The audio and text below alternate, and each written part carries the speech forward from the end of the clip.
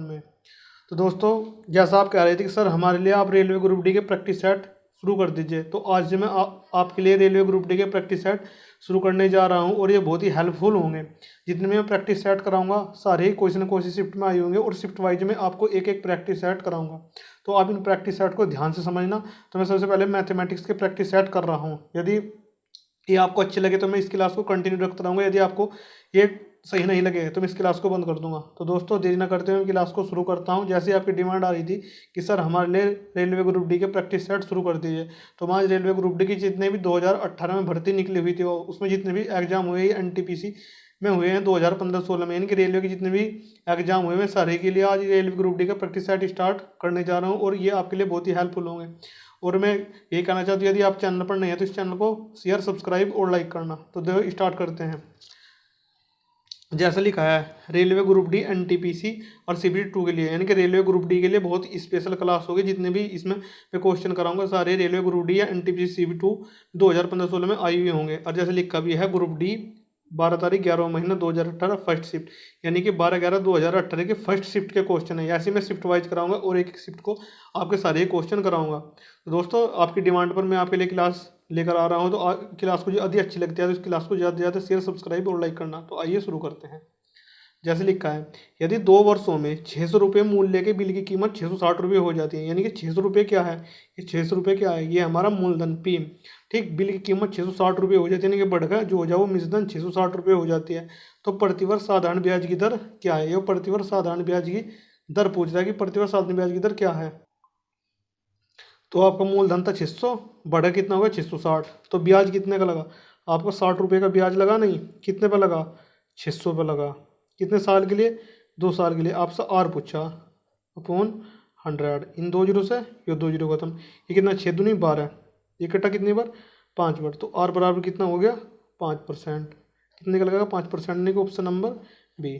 ठीक है दोस्तों, ये जितने भी क्वेश्चन होंगे सारे एग्जाम में कराई हुई कराऊंगे। जितने भी रेलवे में आपके एग्जाम में उन्हीं के क्वेश्चन उठाए हैं मैंने। ये लिखा भी है ग्रुप डी 2018, ये ऊपर भी लिखा है 12/11/2018 फर्स्ट शिफ्ट 2018 में जो ग्रुप डी के एग्जाम हुए थे, आप उसमें जाकर देख सकते हैं। सारे ही उन्हीं के क्वेश्चन उठाए हैं। तो मन निकल गया 5%, 60 ये ब्याज था, ये मूलधन था, समय दे रखा था 2 वर्ष ने आर अपन निकल रहा आर बराबर 5%। क्वेश्चन नंबर 2, क्वेश्चन नंबर 2 ये रहा। क्वेश्चन नंबर 2 कह रहा है, दी गई संख्याओं की माध्य का क्या है। माध्य का क्या हो, माध्य का हमारा मिडिल पार्ट होता है जो दोनों तरफ से दोनों के बीच होता है। सबसे पहले इन्हें देखते हैं कि हमारा आरोही क्रम में है नहीं। ये दिया है इसने, दी गई संख्याओं की माध्य का क्या है। ये संख्या दी है इसने, इस संख्या की माध्य का पूछ रहा है हमारे। माध्य का आप कैसे निकालोगे, जैसे ही जब इनके सीक्वेंस का पता होगा आपको, सबसे पहले इस सीक्वेंस को आपको आरोही क्रम में लिखना होता है। किसे आरोही क्रम में, आरोही क्रम होता है हमारा बढ़ता हुआ क्रम। देखो ये संख्या दी है, इसे आरोही क्रम में लिखो। सबसे पहले क्या करना है, सबसे पहले आपको आरोही क्रम में लिखना होगा सर। तो मैं लिख रहा हूँ इनका आरोही क्रम, आरोही क्रम। 2 से 3 क्वेश्चन आपके जो ग्रुप डी में इसकी माध्य के ये आते हैं। तो सबसे पहले ये जो माध्य के दिए आरोही क्रम में लिखो। तो इसमें सबसे छोटी संख्या आरोही क्रम हो हमारा बढ़ता हुआ क्रम। तो सबसे छोटी संख्या क्या है इसमें हमारी 16। तो सबसे पहले आप 16 लिखोगे यहाँ से। अब 16 से बड़ी संख्या कौन सी है हमारी, 16 से बड़ी है आपकी 19। अब आप 19 लिखोगे यहाँ से। अब 19 से बड़ी संख्या कौन सी है आपकी, 19 से बड़ी है आपकी 23। 23 भी हो गया, 19 भी हो गया। अब इससे बड़ी क्या है आपकी 25।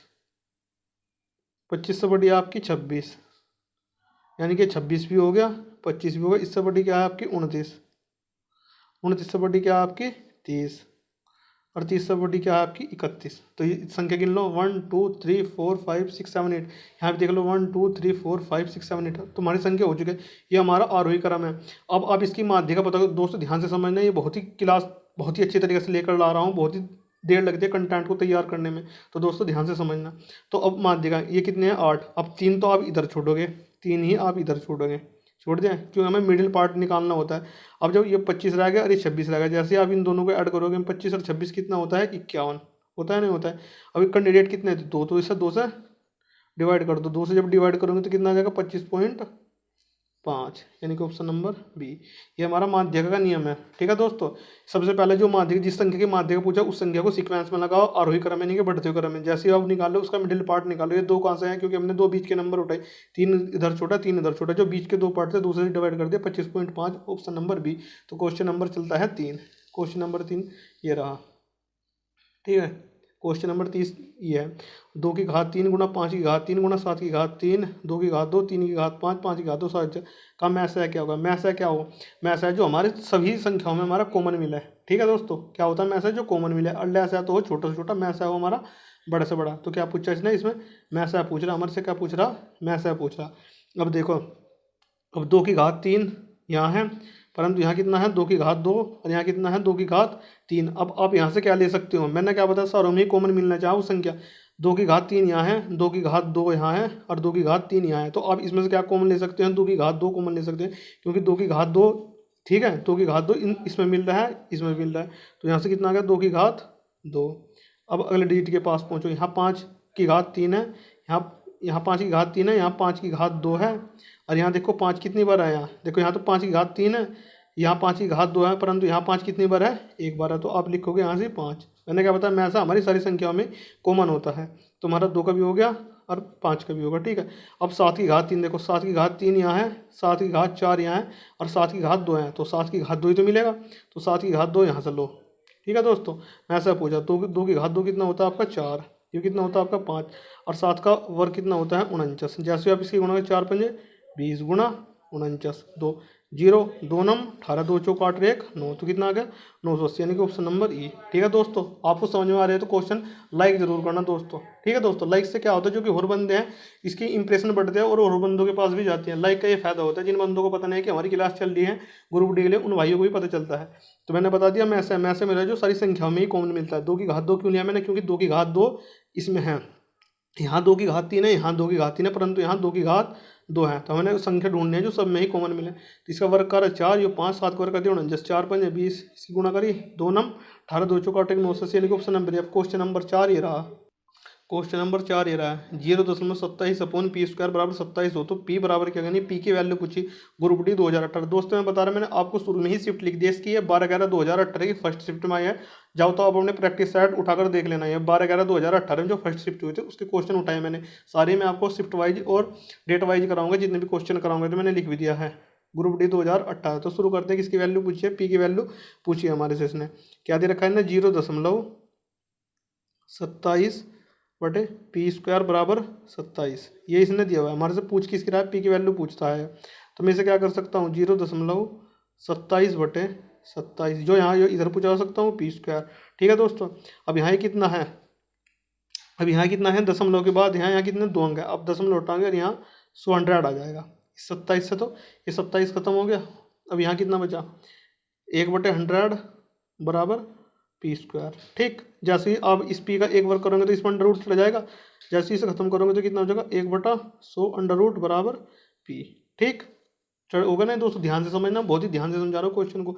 अब 10 निकल लेंगे तो कितना आ जाएगा? 1/10 बराबर पी। जैसे ही आप इस 10 से 1 को भाग देंगे तो आपका कितना आ जाएगा? 0.1 बराबर पी। जाकर देख लेने का ऑप्शन नंबर डी। ठीक है दोस्तों, ऐसे आपके क्वेश्चन हो जाएंगे और आपको पता भी नहीं चलेगा। 0.27 अपॉन पी स्क्वायर बराबर 27, पी की वैल्यू पूछ रहा था। तो 0.27 बटे 27 पी स्क्वायर इधर लेगा, दशमलव हटाई 2 अंक बाद देना। 27 से 27 1/100। इस पी का जब मैंने इसे वर्ग घटाया तो अंडर रूट में चला गया, 1/100 1/10। जब 1 को भाग दिया 10 से, 0.1 बराबर पी है। क्वेश्चन नंबर 5 आपको अगली स्लाइड पर मिलेगा। क्वेश्चन नंबर 5 रहा है, वह सबसे छोटी पूर्ण वर्ग संख्या क्या है? क्या पूछा? वह सबसे छोटी भी संख्या होनी चाहिए और पूर्ण वर्ग संख्या भी होनी चाहिए हमारी। वे दो कंडीशन दी थी, जो 60 72 और 108 से विभाज्य है। या तो आपके पास दो फॉर्मूले हैं, 60 से तीनों संख्याओं से डिवाइड कर करके देख लो, जितने भी ऑप्शन दिए हुए हैं सारे ऑप्शनों को डिवाइड करके देख लो सारी संख्याओं से। यदि आप अगर ऐसा करोगे तो आपके पास बहुत टाइम खर्च हो जाएगा और एग्जाम में आपके पास इतना टाइम नहीं रहता है। जो हमारे रखें 60 72 108, सबसे पहले आप इनका एलसीएम निकाल लो। क्या निकाल लो? एलसीएम। तो निकाल लो जो 60 72 108 का क्या निकालना है आपको? एलसीएम निकालना है। मैं बता रहा हूँ, यदि आप एलिजिबल हो तो तीनों संख्याओं से प्रत्येक ऑप्शन को भाग देके देख लो, आपको सीधा डायरेक्ट आंसर आ जाएगा। परंतु यदि आप ऐसा करोगे तो आपका बहुत टाइम खर्च हो जाएगा और आपका ऑप्शन फिर भी नहीं निकल कर आएगा। तो देखो, सबसे पहले क्या लेना आपका? एलसीएम लेना है इनका। कितना दिया है उसने? 60 दिया हुआ है, इसके बाद क्या दिया हुआ है? 72 दिया हुआ है, इसके बाद क्या दिया है? 108 दिया हुआ है। ठीक है दोस्तों, तो अब सबसे पहले क्या करना है? सबसे छोटी संख्या से काटते हुए चलना है। मैंने सबसे छोटी संख्या 2 से, यदि आप इसे 2 से कटोगे तो कितनी बार कटेगा? 30 बार। यो कटेगा 36 बार, यो कटेगा 54 बार। ठीक, आप इसे 200 कटोगे, यो कटेगा कितनी बार? 15 बार, यो कटेगा 18 बार और यो कटेगा 27 बार। यदि दोस्तों कहीं मिस्टेक हो जाए तो देख लेना। ठीक, इस 2 से कटेंगे, यो कटेगा कितनी बार? 15 बार, यो कटेगा 9 बार ये कटेगा 27 बार। अब कितने से काट सकते हैं हम इसे, अब 3 से काट सकते हैं। तो 3 पंजे 15, 3 तिया 9 और 3 नम 27। फिर 3 से काट सकते हैं, 3 से कटेंगे तो ये कितना आ जाएगा, 5 आ जाएगा, यो 1 आ जाएगा, यो 3 आ जाएगा। अब क्या डिजिट बची हमारे पास, 3 से कटेंगे और 5 से कटेंगे। तो अब देख लो किस किस का जोड़ा बन रहा है हमारे पे। ये संख्या इधर उतार लो, ये डिजिट जितने भी कट के आए हुए हमारे सारे डिजिट इधर उतार लो। 2 गुणा 2 गुणा 2 गुणा 3 गुणा 3 गुणा 3 गुणा 5। अब हमारे पे इसका जोड़ा पूरा बन रहा है, इसका जोड़ा नहीं बन रहा है सेकंड का। इसका जोड़ा बनाने खातर आपको 1 2 का और गुणा करना पड़ेंगे, तो 2 के हमने यहाँ गुणा कर दी, इसका भी जोड़ा कंप्लीट हो जाएगा, इसका भी जोड़ा कंप्लीट हो रहा है। अब आपके पास 3 का जोड़ा नहीं है तो एक 3 की यहाँ गुणा करोगे, इसका जोड़ा और एक 5 की गुणा यहाँ करोगे। तो हमने इसमें पूर्ण वर्ग बनाने खातर किसकी गुणा करी, 2 3 5 की गुणा कर दी। अब आपको इस सारी की मल्टीप्लाई कर लेनी है और आपका ऑप्शन निकल कर आ जाएगा। मैं मल्टीप्लाई करा रहा हूँ आपकी। 2 दूनी 4 दूनी 8 से 24 थी 72, 72 पंजे कितना हो, 5 दूनी 10 5 7 35 और 1 36, 360, 360 थे कितने होते हैं, 360 थी 1080, 1080। अब यहाँ कितना बचा, 2 थे 6 पंजे 30, तो 0 0 3 8 24 और 3 कम 3 कितना आ गया 32,400, यानी कि ऑप्शन नंबर बी। तो दोस्तों देखिए कितनी आसान तरीके से हमने क्वेश्चन कर लिया। तो आपको इसी प्रकार ये क्वेश्चन करने हैं जिस प्रकार मैं आपको ये क्वेश्चन करा रहा हूँ। ठीक है दोस्तों, ये हमने क्यों ऐड करा इसमें, क्योंकि हमारे से पूर्ण वर्ग संख्या पूछ रही है, पूर्ण वर्ग भी बनाने हैं इनके। क्वेश्चन नंबर 6, क्वेश्चन नंबर 6 ये रहा, राम और श्याम के बीच एक धनराशि 8:19 के अनुपात में, यानी कि 2 भाई है, एक राम है एक श्याम है, जिनके बीच की धनराशि वो 8:19 के अनुपात में, यानी कि राम को तो 8 मिला है और श्याम को 19 मिला है, विभाजित की जाती है। यदि श्याम को 247 रुपये प्राप्त हुए, किसे, श्याम को। श्याम कौन सा हमारा, श्याम है दूसरे नंबर का, परंतु हमारे हिसाब से तो 19 प्राप्त हुए, जबकि वो कह रहा 247 रुपये प्राप्त हुए। हमारे हिसाब से उसे 19 रुपये प्राप्त हुए, उसके हिसाब से उसे 247 रुपये प्राप्त हुए। ये तो बोलना चाह रहा, हमारे हिसाब से 19 उसके हिसाब से 247 हुए, 247 रुपये प्राप्त हुए। तो राम की धनराशि कितनी है, किसकी, राम की, यानी कि शुरू वाले की पूछ रहा है। इस 8 की वैल्यू पूछ रहा कितनी है, तो 8 की वैल्यू निकाल लो बस। जैसे आप 8 की वैल्यू निकालोगे तो 247 गुणा 8/19, कुछ नहीं है इन क्वेश्चन में, 19 से निकाल लोगे, 19 ही कम 19 कितने बच गए, 5 हो गए 57, 19 थी 57 और 13 8 104, कितना आ गया 104 है उसकी राम की धनराशि, यानी कि ऑप्शन नंबर बी। दोस्तों इसी प्रकार के क्वेश्चन बनते हैं इसमें, जो कि ग्रुप डी में आते हैं। इसके क्वेश्चन आते हैं 25, उसके 22 से 23 क्वेश्चन आप आराम से बना लोगे यदि आपने इस क्लास को ध्यान से समझा। मैं निश्चित ही गारंटी लेता हूँ आपके इतने क्वेश्चन करा दूंगा। तो 104 आ गया option number B. Question number 7, question number 7 दोस्तों ये फिर माध्यक आ गया। 2 से 3 क्वेश्चन भी आपके माध्यक के देता है और उस माध्यक को आपको ध्यान से समझना हो। यदि आपने इस क्वेश्चन को ध्यान से समझा तो ये क्वेश्चन आप करेंगे, ये टाइम लेगा, टाइम टेकिंग सवाल होगा दोस्तों, छोड़ के स्किप मत करना वीडियो को। ठीक है, ये दे रहा है कि माध्यक का क्या, मैंने सबसे पहले क्या बताया, सबसे पहले आप इसे आरोही क्रम में लगाओगे। जब तक इसे आरोही क्रम में नहीं लगाओगे तब तक आप क्वेश्चन सोल्व नहीं करोगे। तो सबसे पहले आरोही क्रम की सबसे छोटी इसमें कितनी है, 5, तो यहाँ लिखो आप 5, ये लिख दिया। अब 5 से बड़ी देखो इसमें कौन सी है, 5 से बड़ी छांटनी होगी दोस्तों। 5 से बड़ी है 17 और फिर है 17, डबल बार 17 है, तो यहाँ भी 17 होगी और यहाँ पर भी 17 होगी। अब 17 से बड़ी देखो कौन सी संख्या है, 17 से बड़ी 32। अब देखो एक 32 ये रहा और एक 32 ये रहा, यानी कि डबल बार 32 है, तो एक 32 हमने यहाँ लिखा और एक 32 यहाँ लिखा, तो ये 32 भी हो गया हमारा और ये 32 भी होगा। अब 35, अब कितने को 35 है, 35 से छोटी और भी कोई संख्या क्या हमारे पास नहीं है, तो ये आपका 35 भी होगा। तो इसकी मत करना दोस्तों, जब तक इन क्वेश्चन को आप अपने आप नहीं करोगे तो आप कुछ नहीं कर सकते, ध्यान से समझना दोस्तों। अब 35 से, अब इससे बड़ी देखो कौन सी है, 45, इसकी कौन सी है, 35 हो चुका हमारा, 35 यहाँ से आया। अब इसकी कौन सी संख्या हमारी है, इसके बाद देखो हमारी कौन सी संख्या है 35, इसके बाद हमारी क्या 37, तो 37 हो गया। अब 37 से बड़ी देखो कौन सी संख्या है, तो एक तो 45 तो ये रहा यहाँ से, एक 45 ये रहा यहाँ से, ठीक है, एक 45 ये रहा, तो 3 है हमारे 45, तो 45 हो गया, 45 हो गया और 45 होगा। तो एक 45 तो ये था, एक 45 ये था और एक 45 ये था। अब क्या बच रही हमारी, 78 बच रही है, 93 बच रही है, 64 बच रही है और 68 बच रही है। तो सबसे पहले 64 आएगा, उसके बाद 68 आएगा, फिर तो 68 हो गया हमारा, 64 हो गया, उसके बाद 78 बच रहा है और हमारा 93 बच रहा है। क्या बच रहा है, 78 होगा हमारा और 93 हो गया। अब डिजिट काउंट करो कितनी होगी, 1 2 3 4 5 6 7 8 9 10 11 12 13 14। तो सबसे पहले क्या करोगे आप, 6 डिजिट तो इधर छोड़ोगे, यानी कि 6 डिजिट तो 1 2 3 4 5 6, 6 डिजिट तो आप इधर छोड़ोगे। अब 6 ही इधर छोड़ोगे, 1 2 3 4 5 6, 6 डिजिट आपने यहाँ छोड़ दी। अब जो 2 डिजिट बची है बीच की ना काउंट करो, 7 5 12, 4 3 7 1 8, कितना बचा 82, 2 से डिवाइड कर दो कितना आ गया 41, यानी कि 41, यानी कि ऑप्शन नंबर सी। तो दोस्तों इसी प्रकार आपको क्वेश्चन करने में मैं निश्चित गारंटी लेता हूँ। यदि आपने इस क्लास को ध्यान से समय आपका एक भी क्वेश्चन मिस नहीं होने दूंगा ग्रुप डी के। तो ग्रुप डी के लिए बहुत ही स्पेशल क्लास है, माध्य पूछे माध्य के 2 से 3 क्वेश्चन पूछता है। तो इसका कितना आ गया 41। क्वेश्चन नंबर 8 आपको अगली स्लाइड पर मिलेगा। क्वेश्चन नंबर 8 ये रहा, रेखा और रसीम की वर्तमान आयु 7:4 के अनुपात में, यानी कि रेखा की 7 है तो रसीम कितनी है 4, यानी कि 7:4 है। अब से 3 साल बाद इनकी आयु का अनुपात 8:5 हो जाएगा, तो रसीम की वर्तमान आयु वर्षों में कितनी है। तो रेखा और रसीम की रखी ना 7:4, यानी कि एक की 7x है तो एक की 4x है। कितने साल बाद करा है 3 साल बाद। तीर इधर करोगे आप, तीन कर कहते हो 3 साल पहले तो माइनस कर देते हैं, यानी कि पूर्व। अब ये कह रहा है 3 साल बाद यानी कि पश्चात, तो आप प्लस करेंगे, पहले के लिए माइनस करोगे बाद के लिए प्लस करोगे। तो इनका अनुपात कितना कह रहा है 8:5 हो जाता है। तो गुणा करो, कुछ नहीं है क्वेश्चन है, 5 7 35 और 5 तिया 15 बराबर 8 चौक 32 और 8 तिया 24। अब 32 में 35 में से 32 गया कितना बचा 3x, और 24 में से 15 गया कितना बचा 9 बचा। तो x बराबर कितना आ गया 3 आ गया। क्या पूछे तो हमारे साथ रसीम की वर्तमान आयु क्या है। रसीम कितना था हमारा, रसीम ये सेकंड वाला ही था सेकंड वाला ही तो रसीम था। तो रसीम कितना था हमारी रसीम की आयु, कुछ नहीं है क्वेश्चनों में दोस्तों। यदि आपने इस क्लास को ध्यान से समझा तो निश्चित आपको सफलता मिलेगी। तो 4 गुणा 3, 3 कहाँ से, इसकी वैल्यू कितनी आई थी हमारी 3, तो कितना आ गया 12, यानी कि ऑप्शन नंबर बी। तो ये हमारे क्वेश्चन भी सोल्व हो चुका है। 7x किसकी थी रेखा की, 4x रसीम की। 3 साल बाद क्यों ले आएंगे, 3 साल बाद के लिए प्लस करेंगे, पहले के लिए माइनस करेंगे। 8:5 x की वैल्यू कितनी आ गई 3, रसीम की पूछा, रसीम की थी कितनी 4x, 3 की इसमें गुणा कर दी तो 12। क्वेश्चन नंबर 9, क्वेश्चन नंबर 9 ही रहा। ये कह रहा है 10 माइनस 5 माइनस मंझला कोष्ठ 6 माइनस छोटा कोष्ठ 5 माइनस 4 माइनस 3 छोटा कोष्ठ बंद मंझला कोष्ठ शुरू बड़ा कोष्ठ का मान कितना होगा। सबसे पहले आपको क्या करना है, ये बोडो मास को फॉलो करता है, मैं आपको यहाँ लिख रहा है बोडो मास को। सबसे पहले खोलना है आपको छोटा कोष्ठ, ठीक, उसके बाद खोलना है आपको मंझला कोष्ठ, फिर खोलना है आपको बड़ा कोष्ठ, फिर खोलना है आपको का, फिर खोलना आपको भाग, फिर खोलना भाग गुणा, उसके बाद खोलना आपको जोड़, और उसके बाद खोलना आपको घटा। यानी कि ये हमारा नियम चलता है, इस नियम के अकॉर्डिंग ही आपको सारे करने हैं। छोटा कोष्ठ, मंझला कोष्ठ, बड़ा कोष्ठ, उसके बाद का मतलब होता है गुणा, भाग गुणा जोड़ और घटा। आपको इस नियम को फॉलो करना है। यदि आप इस नियम को फॉलो नहीं करोगे तो क्वेश्चन आप सोल्व नहीं करोगे।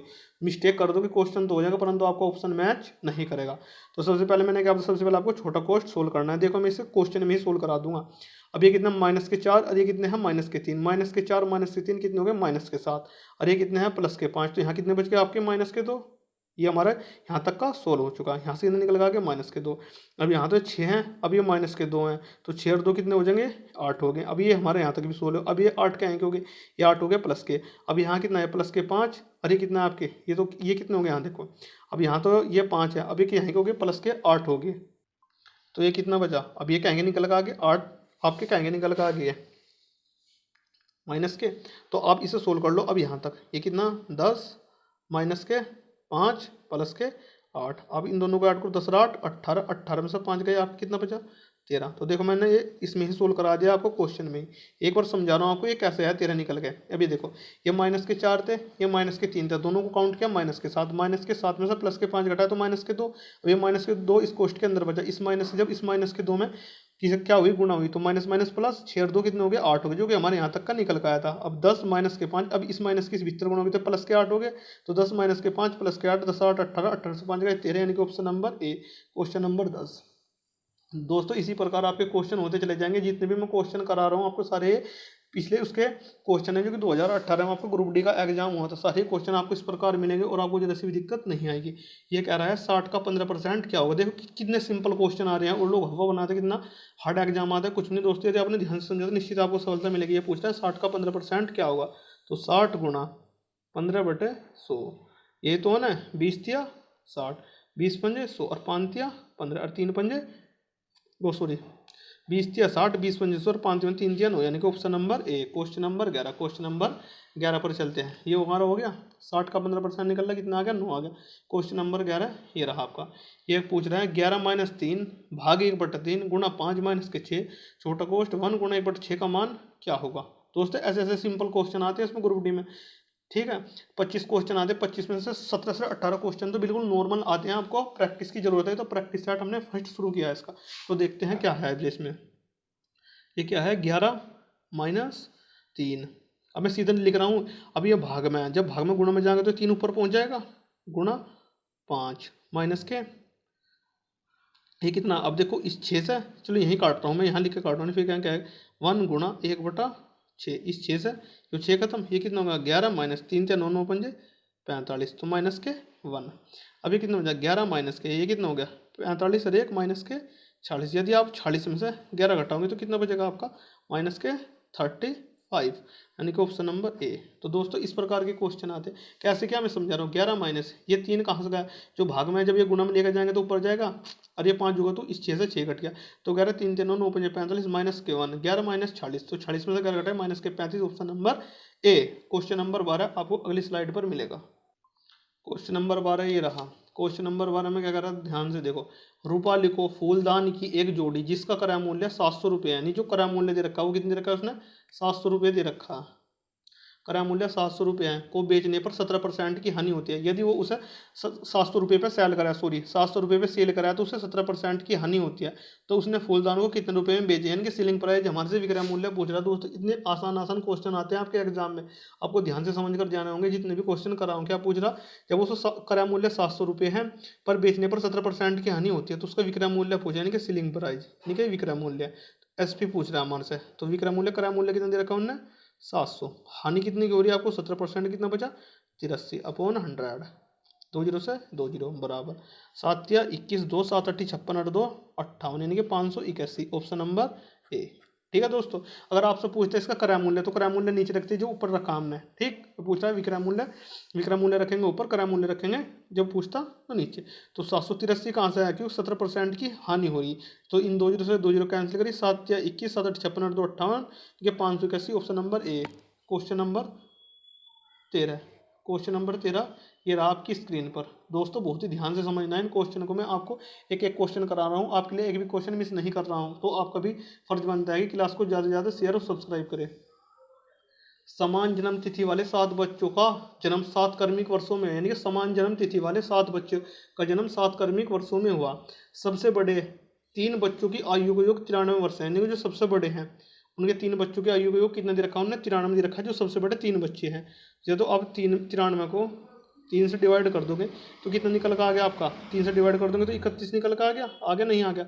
जो आपका 31 निकल का आया जो उन 3 बच्चों में, तो यहाँ पे मिडिल पार्ट निकल का आ गया, यानी कि बड़े की तो 32 है और उससे छोटे की 30 है।